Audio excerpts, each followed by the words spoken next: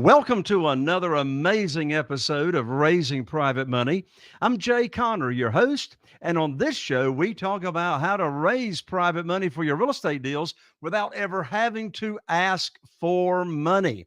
Well, today, my guest, he's going to pull the curtain back and share with you exactly how he goes about raising private money for his real estate deals without having to ask for money.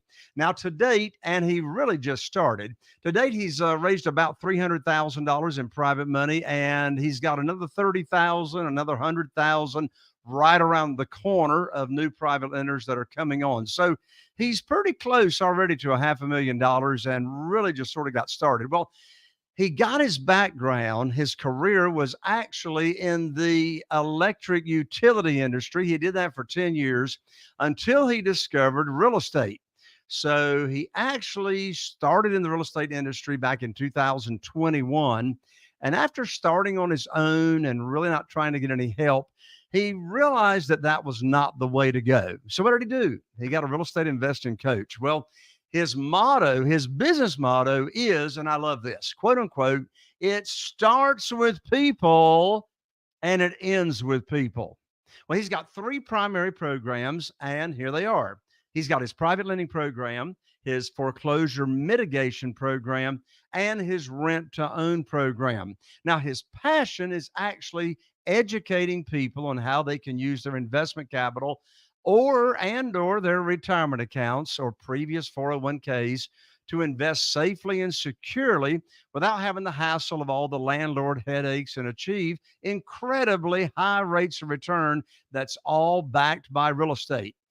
What he tells his private lenders is all you got to do is just sit back and collect the checks. So he aims to transform lives and provide affordable housing one door at a time. And he does that on his rent to own program. You see, my guest helps people who cannot buy or sell a home traditionally. With the help of private lenders, he's able to help them move to the next stage of their life. In just a moment, you're going to meet my very special guest, Pablo Villa-Martinez. If you're a real estate investor and are wondering how to raise and leverage private money to make more profit on every deal, then you're in the right place. On Raising Private Money, we'll speak with new and seasoned investors to dissect their deals and extract the best tips and strategies to help you get the money, because the money comes first. Now here's your host, Jay Conner. Welcome to the show, Pablo. Hi, Jay. I appreciate you having me on here.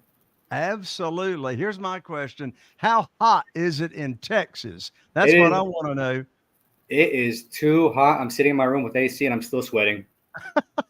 Well, I actually didn't have to ask you that question because my wife, Carol Joy, and we just got back home last night from going down to Possum Kingdom Lake in Texas. And 11 of us family members got together. We did a bunch of singing, a bunch of eating and laughing our heads off. We had the best time. So, yes, I know Texas is still there. I just got back last night. Now, tell everybody, where in Texas are you located? So I'm near Possum Kingdom too. I'm in Fort Worth, Texas, a little town called Saginaw. That's North Fort Worth.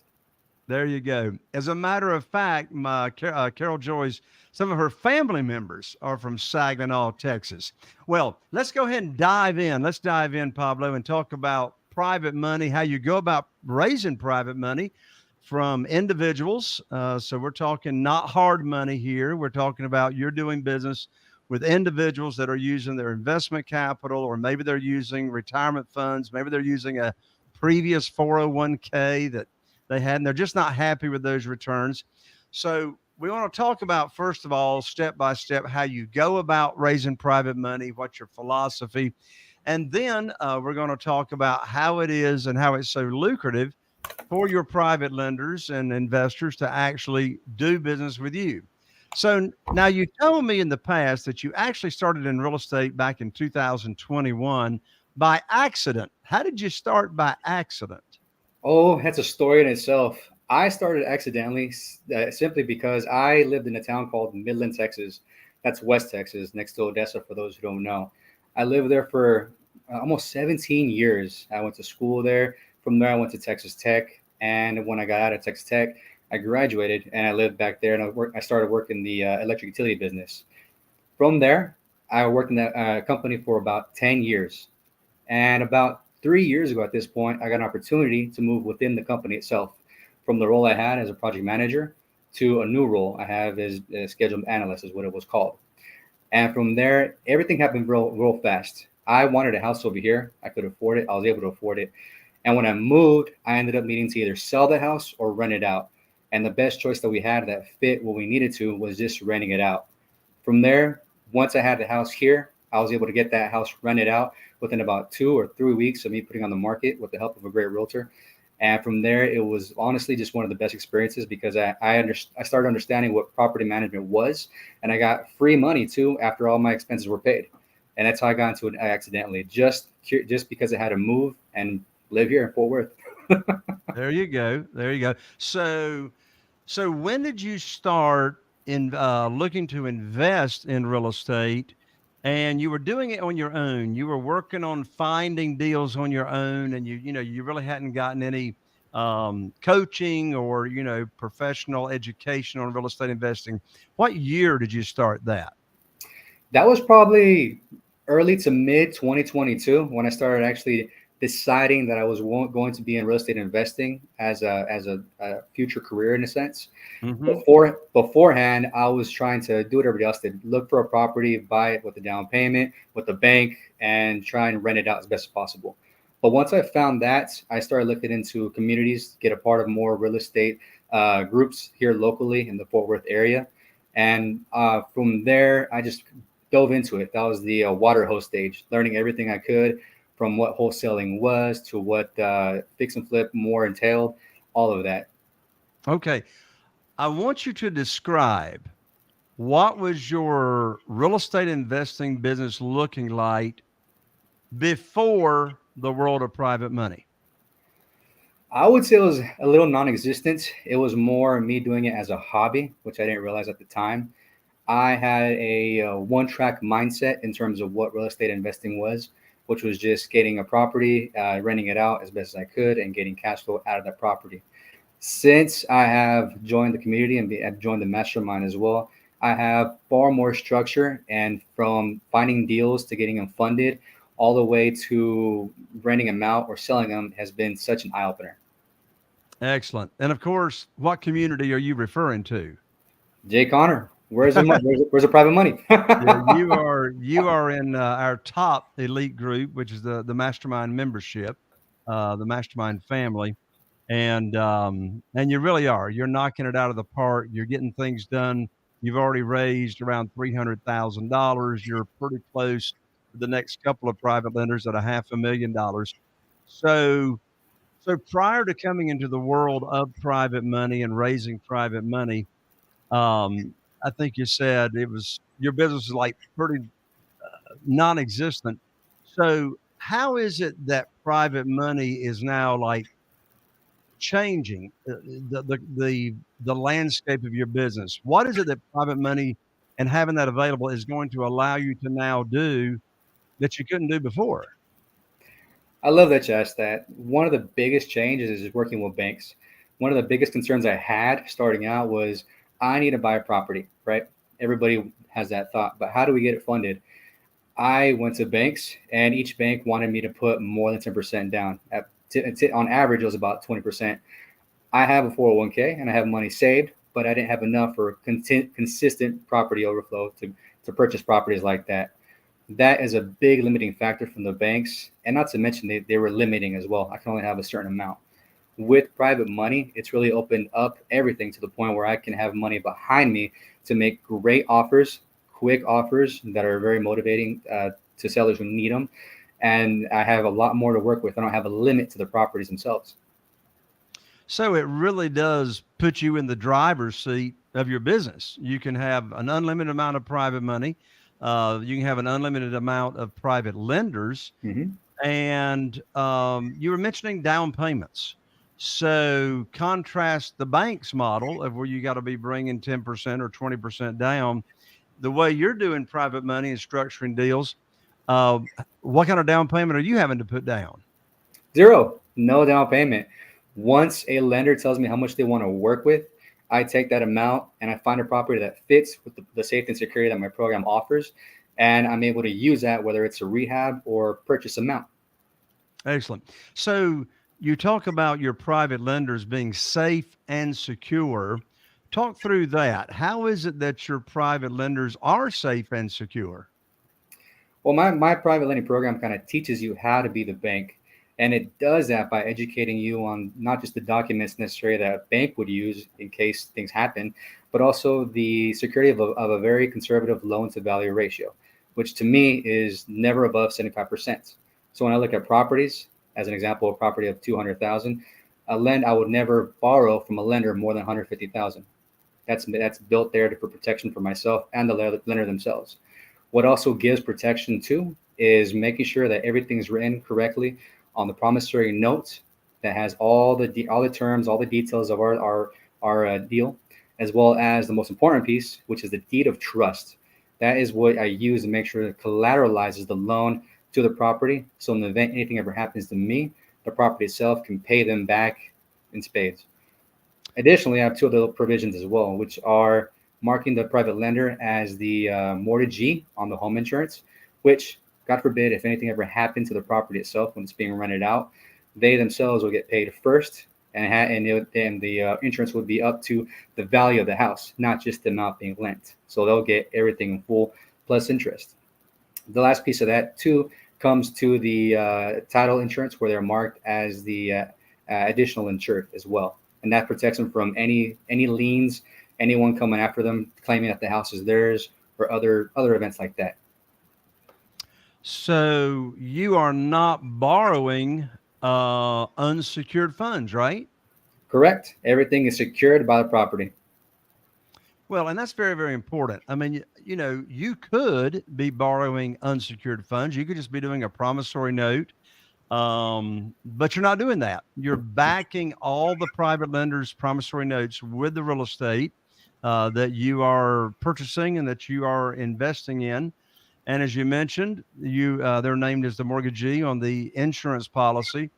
Um, Another way that you protect them, Pablo, is it's a matter of fact as to where do they send their funds when they are actually loaning you money and investing in a deal. I'm glad you bring that part up. When people send me money, they don't send me, Pablo, or my business money. Where it goes to is the title company or the real estate attorney I'm using. It goes strictly to them, so I don't touch the money at all. That goes to the property itself.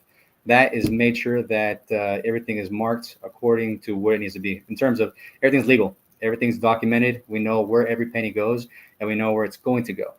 And the paperwork itself is also done by professionals, the title companies I use, or the real estate attorneys as well, depending on the situation. I don't want to do the paperwork. I don't want to mess it up, and I don't want to put somebody else in a bad situation.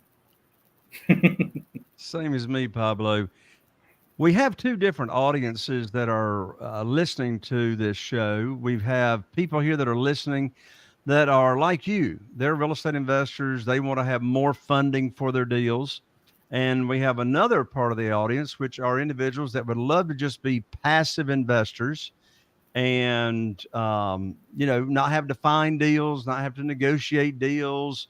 They just want to be passive, sit back, and get, high rates of return safely and securely. So let's speak to the audience of real estate investors for another minute, and then we'll speak more to those that want to be passive and I actually could do business with you and be a passive investor and just like your other private lenders, sit back and just get high rates of return, and they're all protected. What are your favorite ways so far to go about raising private money, raising capital without having to ask anybody for money? Honestly, it all starts with just talking out loud and starting to post more about what private lending is, and it turns into an education moment. I was able to get a dinner last week with a buddy from the gym who saw one of my posts that I post on Instagram that I didn't think nothing of, and it caught his attention. He saw the interest rates I put on there from a website called bankrate.com. I showed CDs, the current CD rate, checking, regular savings accounts, and I think I had one other. And on the bottom, I put my private lending program, and I put ask how and higher returns. And because of that simple post, I was able to speak with him, and he may be a potential lender in the near future. I love it. I was gonna say another one as well is not just speaking out loud, but joining groups. The groups I've been a part of, Business Networking International and the Rotary Club, have been pretty helpful too in terms of just what you can give back and how much you're able to be of service to those people and making sure that you can get their money to grow stress-free. Now, you just mentioned this post that you did, and you were posting rates and savings account rates and et cetera. What kind of rates were you able to post on that post that showed, what is really going on out there right now in the real world? Last week, it was the highest one was a high yield checking account, which was like 4.5%. The CD was slightly below that one. It was like 4.25%, and then the checking was less than that as well.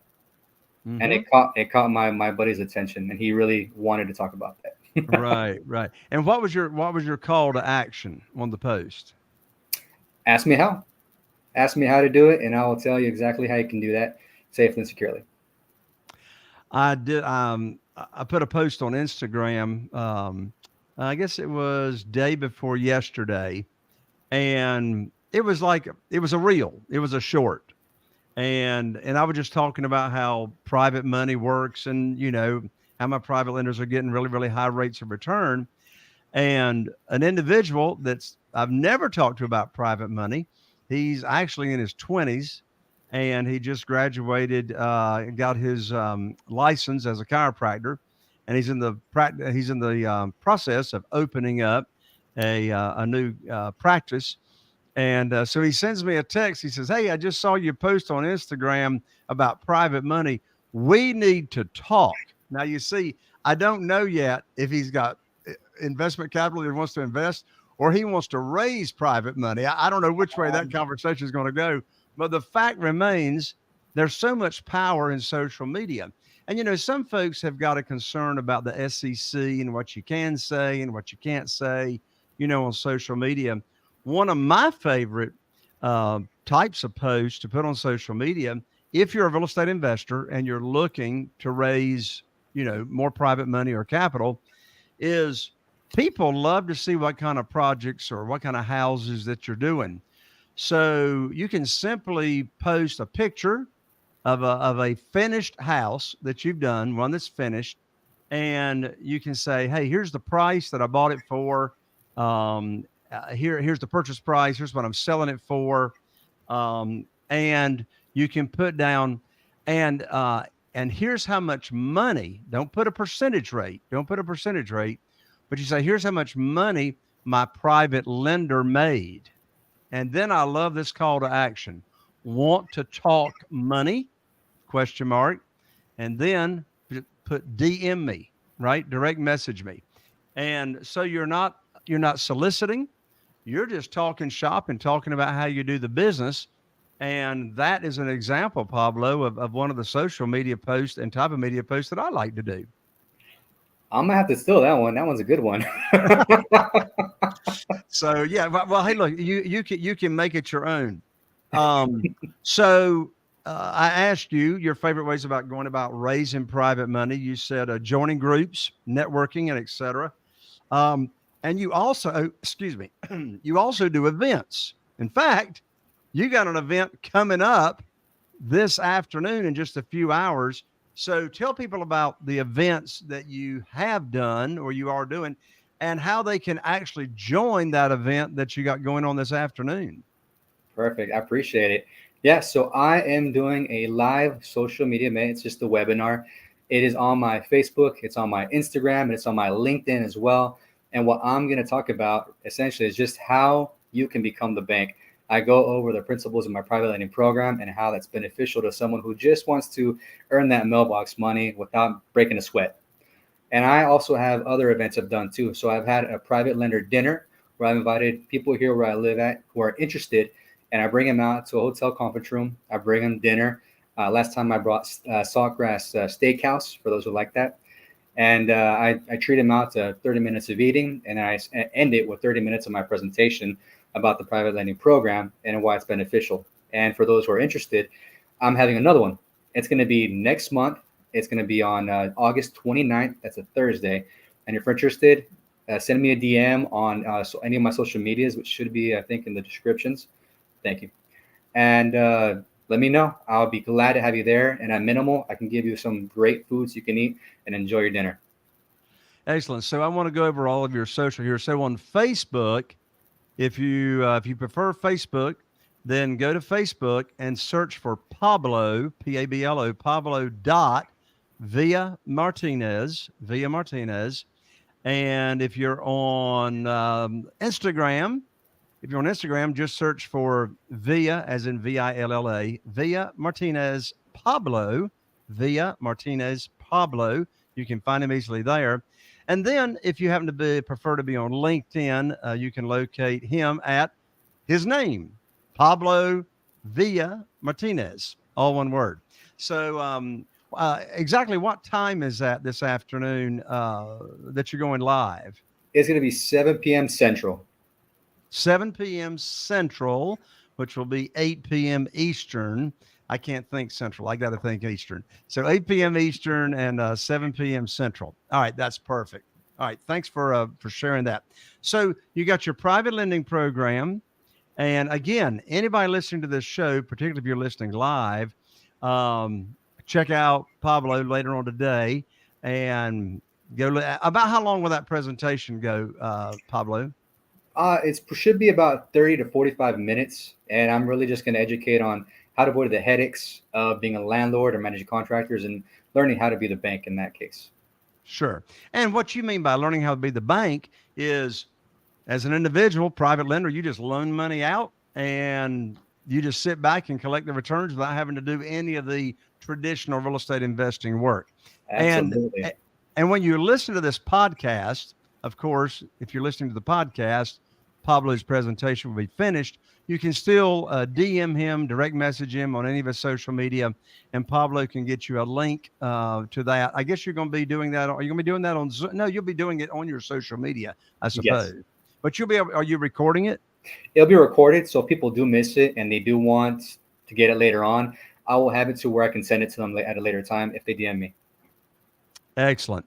So that's your private lending program. Let's talk a minute about your foreclosure mitigation program. What's that about and how does that work? So what I do in this case is I have a foreclosure mitigation. And what that really is people face the stress sometimes. There's hospital bills, there's things sometimes that stop people from being able to pay their mortgage, and sometimes even worse, not pay for groceries or pay their utilities as well.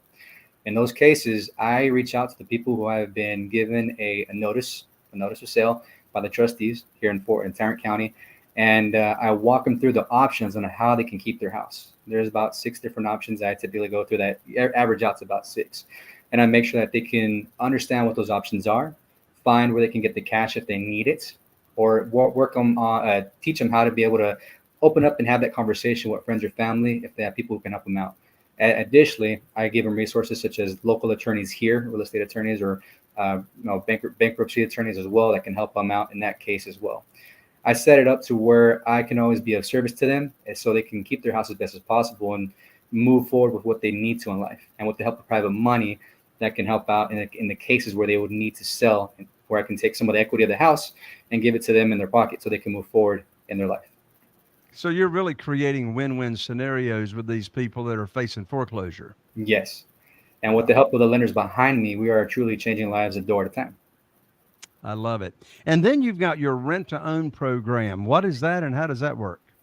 So the rent-to-own program happens when I do a flip with private money and the lender themselves would like the money to continue moving forward. Or if the market isn't perfect, I switch strategies. Instead of working with people who can afford a traditional mortgage, I switch it and I aim for people who do not and cannot afford a traditional mortgage. They have a good job, they have good things going on, but for one case or another, something happened in their life that they just cannot afford a traditional mortgage. In this case, I work with them. They give a small down payment, and it works to where they are more concerned with the small down payment and the monthly amount they would pay. They're not too concerned with the full amount of the property. They are able to live in there for from 2 years to up to 5 years. And from there, if they want to purchase the property, they have the right to do so. unless they want to go somewhere else. Well, it seems to me that all of your programs, private lending, foreclosure mitigation, rent to own, it's all starting out with serving the other person and putting their needs first. Is that right? That is right. That's what I have my motto. It starts with people and it ends with people. Yeah, I shared that in the introduction, and I love that motto. And Pablo, I know you. I've been around you, and I know you live by that motto. Have you made a mistake when it comes to raising private money that you could share with the audience from the standpoint of if there's a real estate investor, or a want to be real estate investor and they want to raise private money, but they haven't started? Is there a mistake you've made when you started out raising private money that you'd say, look, don't do it that way or don't have that mindset, but because of what I've learned, do it this way? Tons of mistakes. Mistake number one, don't talk about it. People will always be interested as long as you are willing to help them out and be of service to them. When I first started out, I was scared to talk about it. I didn't think it was something I could bring up. I didn't know how to bring it up until I learned how to make it more educational. That was the biggest mistake, just not talking about it. Number two is not believing that you can help somebody out with it. You have the opportunity, and you have not just the opportunity, but the business model that's going to bring the best opportunity possible to this person who has investment capital lying around, not making any kind of interest rates that they like. So it is your responsibility and your opportunity to help them out to grow where they need to go. So those are two of the biggest mistakes, not talking about it and not believing in it. How did you overcome the first one of not talking about it? When I started realizing that it was a true opportunity, that's when I started being able to speak about it more and realizing that no matter where I'm at, whether I'm on a plane, whether I'm out at a store, at the gym, people want to invest. And sometimes it's not always a topic that people bring up initially, but when you are talking to somebody and getting to know them, people will bring up stocks or people will bring up anything else. People want their wealth to grow. So as long as you're around the right people and you know that your opportunity is as higher than you can do for the stocks, then that's how I overcame it, essentially. Just learning that my opportunity has significant impact on their life. I appreciate you sharing that. Well, one more time, I want to share with everyone your social media contacts.